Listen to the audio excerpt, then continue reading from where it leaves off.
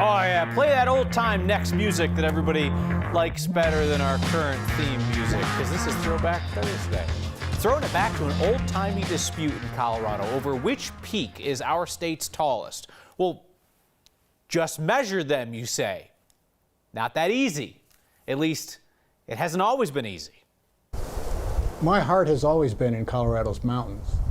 My name's Walt Borneman, and I'm a writer and a historian. So the three tallest mountains in Colorado are Mount Elbert at 14,433 feet, Mount Massive at 14,421 feet, and Mount Harvard just 1 foot lower at 14,420 feet. While there are many stories of people going out and saying they're going to go up Mount Massive and make it taller than Elbert, is more barroom boasts in Leadville, perhaps. There's a great story that comes out of the 1960s that is, in fact. 3 Harvard men attempted to reach the summit of Mount Harvard carrying a long metal pole topped with a sign reading, Mount Harvard, 14,434 feet. Well, their intent was clearly to make the sign higher than Mount Elbert, but approaching darkness forced the trio to cache the pole several hundred yards beneath the summit. The following summer,